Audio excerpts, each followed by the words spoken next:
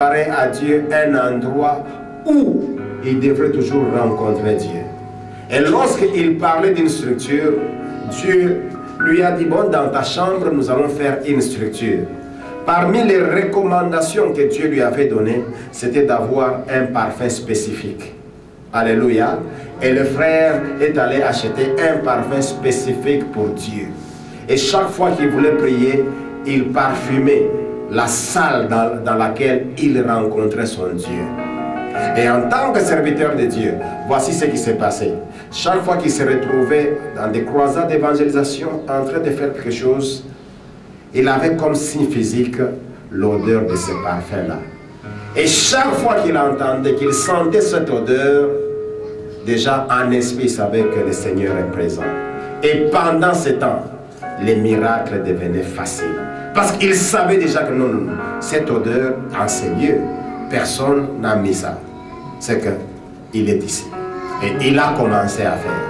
À l'époque, beaucoup de gens s'étonnaient et les gens commençaient à regarder. Chaque fois que Catherine Kuhlman faisait ses campagnes, ses réunions, à un certain moment, elle finissait par dire, oh, il est ici, il est déjà, il est là.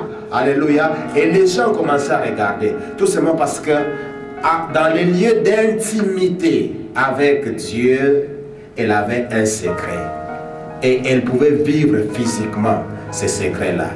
Peuple de Dieu, créons un lieu d'intimité avec Dieu. Et là, nous allons partager des secrets avec Dieu.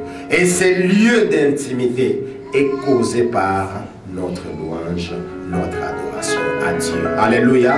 Et c'est pendant ce temps-là que Dieu nous donne des choses spécifiques.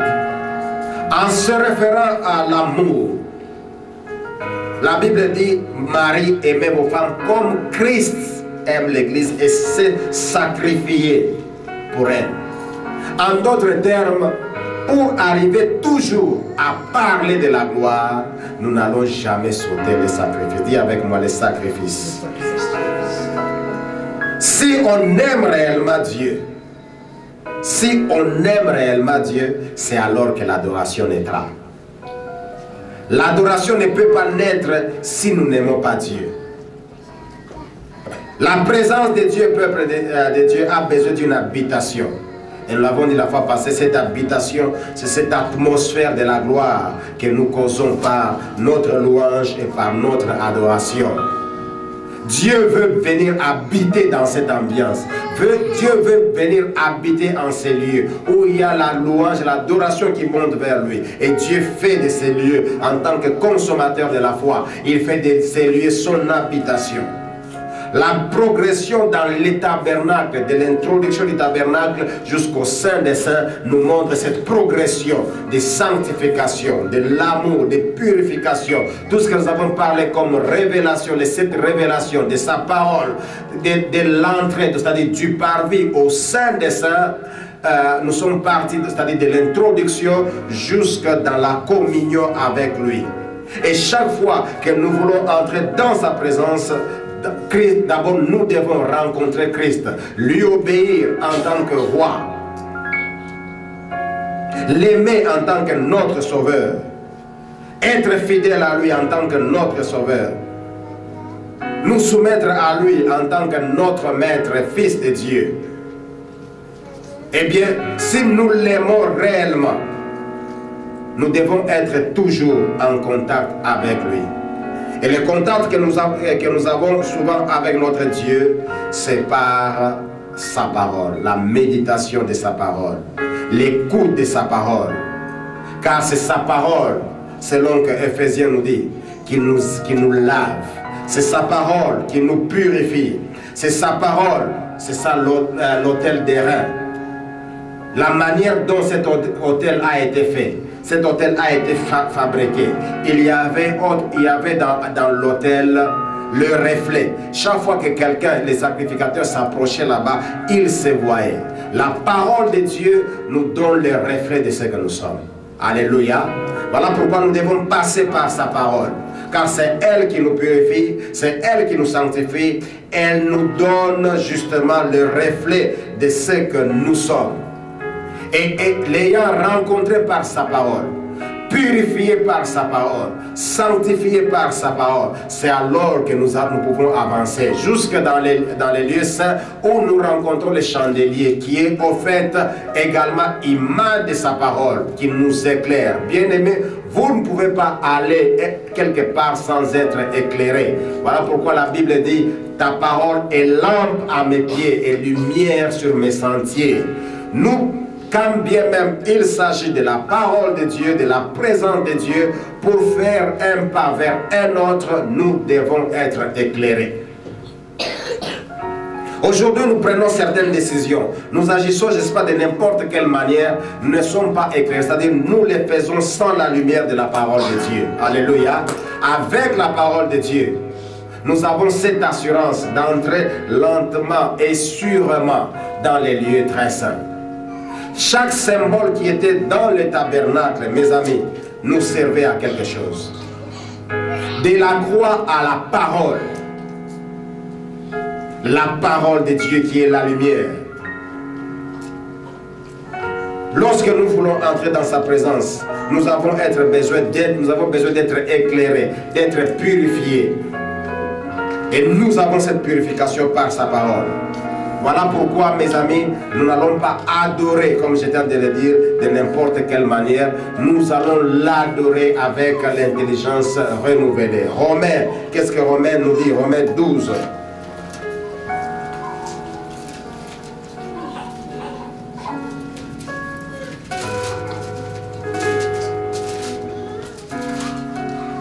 Romains 12 nous dit ceci: je vous exhorte donc, premier verset, frères, par les compassions de Dieu, à offrir vos corps comme un sacrifice vivant, saint, agréable à Dieu, ce qui sera de votre part un culte raisonnable.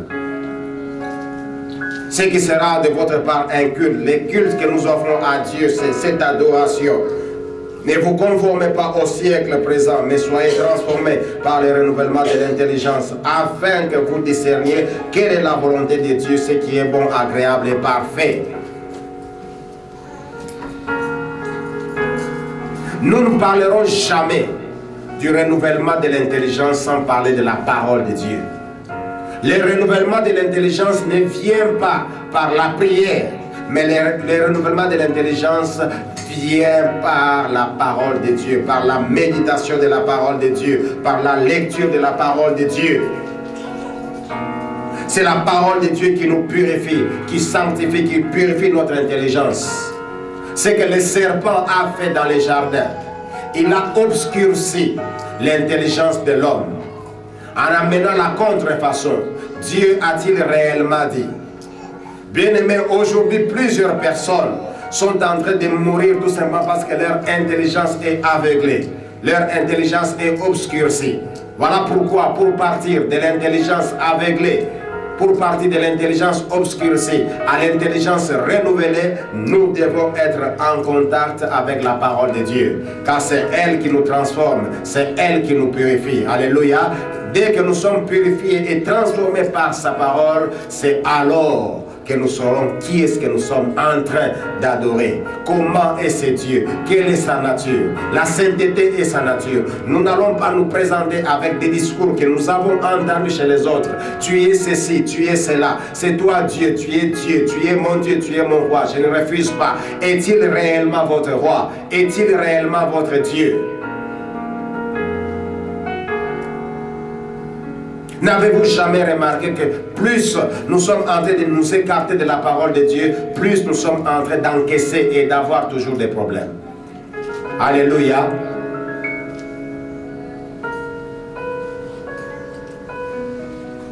Mais chaque fois que nous sommes en contact avec sa parole, nous nous approchons de plus en plus de lui.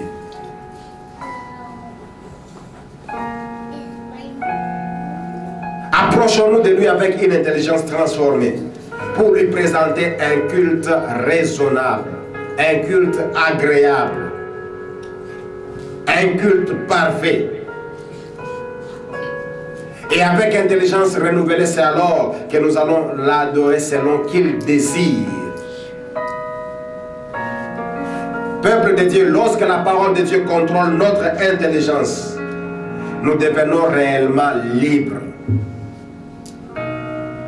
Nous manquons de liberté parce que ce n'est pas la parole de Dieu qui contrôle notre intelligence. Que la parole de Dieu nous contrôle notre intelligence. C'est alors que nous allons vivre la vraie liberté. Et nous saurons comment nous approcher de Dieu. Nous approcher de lui avec crainte.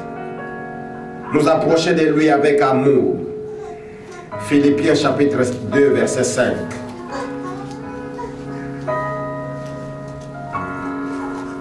La Bible dit ceci: ayez en vous les sentiments qui étaient en Jésus-Christ. Alléluia. Ayez en vous les sentiments qui étaient en Jésus-Christ. Et ces sentiments, nous l'avons par sa parole. S'il y a crise de parole, écoutez, Église de Dieu, s'il y a crise de parole, nous agirons selon nous. Voilà pourquoi lorsque nous étions en train de parler, que nous devons être émotionnellement stables. Cette stabilité de mentalité, cette stabilité des émotions vient par la parole de Dieu. Lorsqu'il y a crise, lorsque nous sommes déconnectés à la parole de Dieu, il est difficile de produire en nous les sentiments qui sont en Christ. Un jour, je bénis le Seigneur pour un homme de Dieu. Un papa pour qui j'ai beaucoup de respect. Il m'avait enseigné quelque chose de très grand que je n'oublierai jamais tout au long de ma vie. Un frère est allé se plaindre auprès de lui parce que en tant que pasteur, il arrive. Il va et il se plaint avec toute une liste d'accusations. Pasteur, je viens vous parler de Eureka. Je ne sais pas pourquoi vous l'appelez frère. Mais d'abord, il est masculin, vous voulez qu'on l'appelle quoi? Si vraiment il y a des gens pareils que vous appelez frère, rassurez-vous que cette église est en train de mourir. Et j'aime bien cet homme de Dieu rester calme. Et Eureka que vous voyez, j'ai fait des affaires avec lui. Nous sommes partis vendre du poisson. Et moi, je suis resté. Parce que j'avais des problèmes. Lui, nous avons loué une barge. Il est parti. Arrivé sur place, il m'a dit, voilà, il avait gagné l'argent qu'il a gagné. Il est venu, il m'a donné une partie. Depuis qu'il m'avait donné une partie, il lui restait 300 $ qu'il devrait me donner. Il ne m'a jamais donné. Quand je l'appelle, il change de langage. Quand pasteur, est-ce que vraiment c'est un bon serviteur celui-là? L'homme a parlé, il a parlé. Et j'aime bien l'attitude de ce pasteur. Le pasteur restait calme pour l'écouter. Quand il a terminé, le pasteur s'est rendu compte qu'il a terminé. Il dit, est-ce que tu as fini? Il dit oui. Alors le pasteur appuie seulement un bouton. Il appelle le comptable. Il dit, vérifiez un peu s'il y a 300 $. On prend 300 $, on donne à la personne. Et le pasteur dit, assez bien aimé, c'est ça l'argent qui vous restait? Il dit oui, 300 $. Ok, maintenant toi et moi, est-ce que nous pouvons prier pour les frères? Non, pasteur, écoutez, quand je suis parti, je suis venu vous dire, j'aime bien. C'est que ça se dit à Yinga, les aïe n'andenge à ma bête, mais c'était n'andenge de comment? Alléluia. Parce que tu es venu exposer, tu as commencé à parler, Mais bien aimé dans le Seigneur, la crise de la parole fait que nous n'avons pas les sentiments que Christ avait. Parce que pendant ce temps-là, cette souffrance que l'homme prétendait avoir, selon les sentiments du Christ à la croix, devant un soleil chauffant, un climat très, très bizarre, à la croix, devant cette souffrance, ces insultes, imaginez-vous qu'il fasse chaud qu'on est en train de vous taper. Et personne ne vous donne même à boire. C'est pendant ce temps, écoutez les sentiments qu'il y avait en Christ. Lui qui avait tous les pouvoirs, qui avait la parole. N'est-ce pas, nous appelons le feu, le feu, le feu là que nous appelons, c'est au nom de qui? Alors lui maintenant, pour qui nous utilisons les noms, on est appelé aussi pendant ce temps-là, le feu. Voilà les sentiments qui étaient dans son cœur. Père, pardonne-le, ça, pas ce qu'il faut. Alléluia. Mes amis, lorsqu'il n'y a pas de crise de la parole, voici comment devront être nos sentiments. Et là, nous nous approchons avec assurance dans la présence du Christ. Là, nous nous approchons avec assurance. Donc, nous sommes nous-mêmes. Les tabernacles ne représentaient pas seulement Dieu, ça nous représentait aussi. Alléluia. Qu'à chaque étape, à la croix, nous devons être purifiés. Nous devons nous laver. Nous devons regarder, avoir le reflet de nous-mêmes. Nous devons être éclairés par sa parole. Bien aimé, c'était aussi une représentation. Voilà pourquoi nous sommes appelés le temple du Saint-Esprit. Jésus a dit, les paroles de l'Écriture que vous entendez sont esprit et vie. Nous avons l'esprit et nous avons la vie, l'esprit qui est communiqué par les chandeliers et les pains qui avaient cela, nous recevons la vie. Les pains qui est la parole de Dieu et les chandeliers la lumière, et c'est cette lumière qui nous donne l'esprit. Bien-aimés dans le Seigneur, Église, j'aimerais que nous soyons les adorateurs selon Dieu, en ayant les sentiments qui sont en Christ. Et ces sentiments en Christ sont créés par sa parole. Et lorsque nous avons ces sentiments, nous allons arrêter de nous accuser mutuellement. N'oublions pas, c'est que les sermons sur la montagne, voici un enseignement que plusieurs chrétiens oublient. Nous connaissons bien les enseignements sur les miracles. Tel il est, tel nous sommes. Il n'y aura pas de pluie sinon à ma parole, quand bien même la pluie continue. Alléluia. Il n'y aura pas ceci. Mais voici les sermons sur la montagne. Allons lire Matthieu et nous allons comprendre beaucoup de choses. Matthieu 5. Allez-y, lisez cela et vous comprendrez les sentiments qui étaient en Christ. Approchons-nous de ce Dieu avec les sentiments qui étaient en son Fils Jésus-Christ. Alléluia. Et là, lorsque nous disons que Seigneur, nous t'aimons, nous savons réellement ce que nous sommes en train de dire. Bien-aimés, dans les saints des saints, il y avait l'arche de l'alliance qui symbolisait sa présence. Et c'est là le lieu de notre communion avec lui. Adorons Dieu pour vivre en communion avec lui. N'adorons pas Dieu pour commencer à lui dire les fables de La Fontaine. Comme l'apôtre Paul pouvait bien le dire, l'évangile de la croix, mes amis, qui ne consiste pas à des vains discours. Notre objectif, lorsque nous nous mettons du haut de la chair, nous ne venons pas trancher les problèmes de qui que ce soit. Commencer à dire qui aime qui et qui n'aime pas. Mais notre objectif, c'est de parler de Christ et Christ crucifié avec les sentiments qui étaient en Christ. Alléluia. Et c'est par ces sentiments-là que nous pouvons entrer dans le sabbat. Que le Seigneur vous bénisse, peuple de Dieu. Et j'aimerais que ce matin, par les sentiments qui étaient en Christ, que nous puissions entrer dans les sabbats de Dieu. Dans les sabbats de Dieu, je vais bien rappeler que c'est les lieux de repos. Les lieux où Dieu est en train d'agir et vous, vous êtes là comme un bébé dans ses bras. Et si vous êtes dans les bras de Dieu, qui peut vous arracher? Si vous êtes dans les bras de Dieu, qui peut vous éliminer? Église de Dieu, rentrons, ça c'est l'appel que nous lançons, même à vous qui nous entendez sur Internet, rentrons à la parole, retournons à la parole de Dieu. Il y a longtemps que nous avons créé cette crise de la parole en nous, retournons. Les Bibles que nous avons ne sont pas des albums photos, mais les Bibles sont des paroles, alléluia, et la Bible est elle-même la parole de Dieu.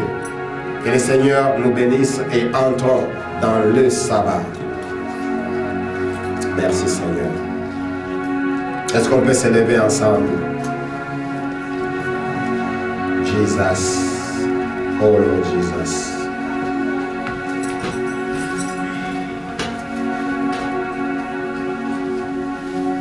La Bible dit, ayez les sentiments. Ayez en vous les sentiments qui étaient en Christ. Ça sera ça notre prière. Dis, Seigneur, aide-moi. Oh Lord Jesus, à avoir les sentiments qui étaient en Christ. Les mêmes sentiments qui étaient en Christ. Jesus, Lord Jesus. Élevons le Fils que son nom. Élevons le Fils que son nom, le nom de Jésus.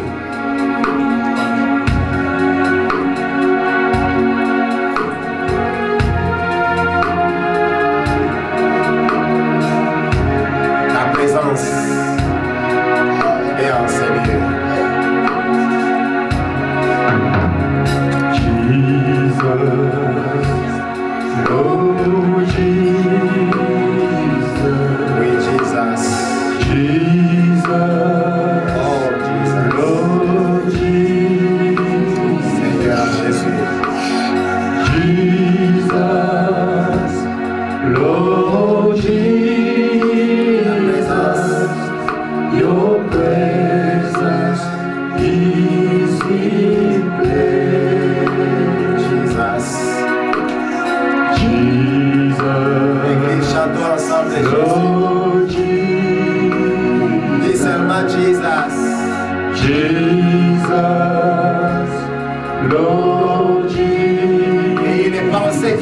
Jésus.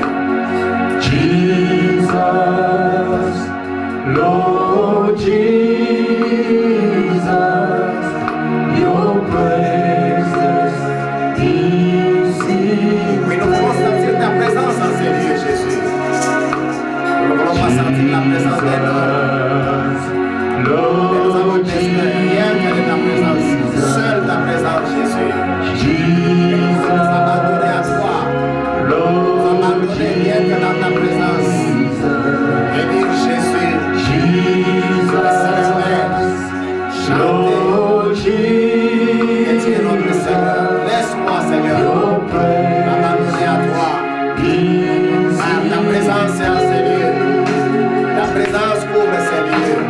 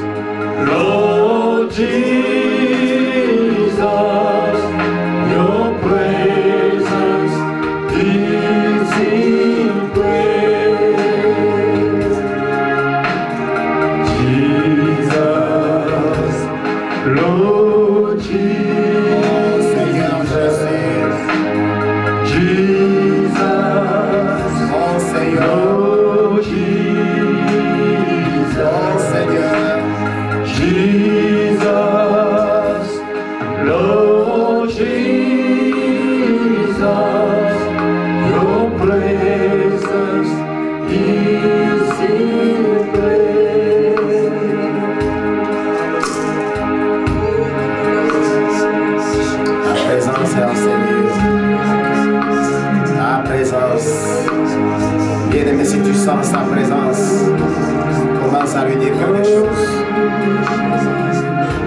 Commence à lui dire quelque chose selon ton cœur. Commence à présenter cette expression d'amour. Même vous sur Internet, commencez à parler. Vous n'avez pas suivi cette vidéo. Allez, plaisir de suivre. Et commencez à adorer Dieu.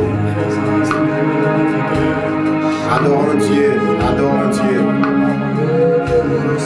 Nous sommes sur Internet, commençons à adorer.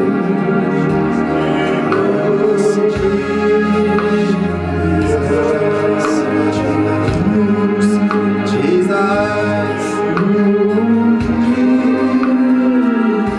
Oui, ta présence. Bien-aimé, sentons sa présence. Car sa présence est en ces lieux. Ces lieux, c'est là où vous êtes.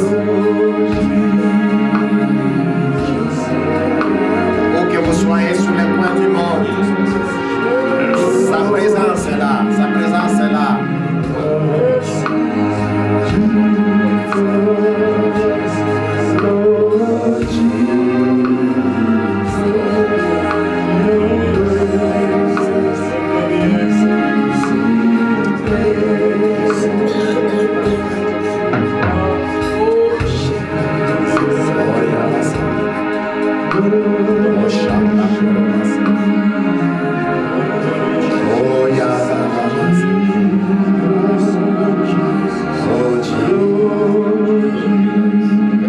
Mais nous sommes en train de prier par cette mélodie.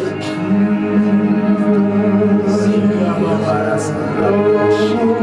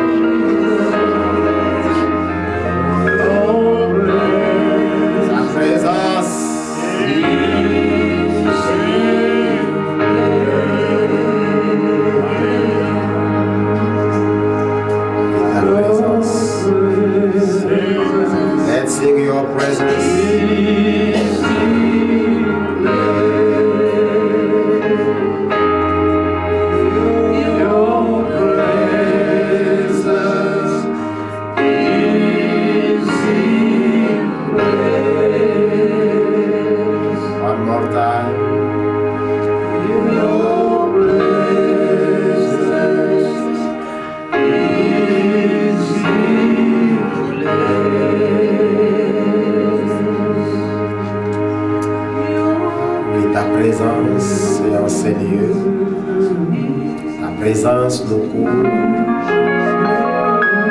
Et nous voulons, Seigneur, te dire merci pour le sabbat, pour ce repos dans lequel tu nous introduis. Merci, Seigneur, pour ta présence. Dans ta présence, Seigneur, accepte le sacrifice et nos offrandes, et dis-nous que nous apportons à toi, au nom de Jésus. Avant que nous puissions présenter à Dieu nos offrandes et dîmes,